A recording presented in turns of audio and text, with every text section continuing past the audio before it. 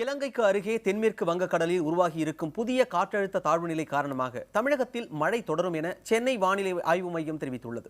கடந்த 24 மணி நேரத்தில் அதிகபட்சமாக பாபநாசத்தில் 18 சென்டிமீட்டரும் தாம்பரத்தில் 17 சென்டிமீட்டரும் மழை பதிவாகியுள்ளது. தமிழகத்தில் இதுவரை 48 சென்டிமீட்டர் மழை பதிவாகி உள்ளதாகவும் இது சராசரியாக பெய்யும் வடகிழக்கு பருவமழையின் அளவை விட அதிகம் என்றும் சென்னை வானிலை மைய இயக்குநர் ரமணன் தெரிவித்தார்.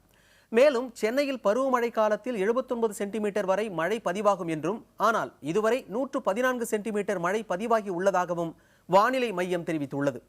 புதிய காற்றழுத்த தாழ்வு நிலையில் தமிழகத்தில் அநேக இடங்களில் மழைக்கு வாய்ப்புள்ளதாகவும் அடுத்த 2 தினங்களில் அதன் அளவு படிப்படியாக குறையும் என்றும் தெரிவிக்கப்பட்டுள்ளது. வாரம் 24 மணி நேரத்தை பொறுத்தவரை தமிழகம் மற்றும் புதுச்சேரியில் அநேக இடங்களில் நாம் மழை எதிர்பார்க்கலாம். ஓரிரு இடங்களில் கனமழையும் இருக்கக்கூடும். சென்னை நகரை பொறுத்தவரை வானம் மேகமூட்டத்துடன் இருக்கும். நகரின் சில பகுதிகளில் மழை வருவதற்கான ஒரு வாய்ப்பு உண்டு.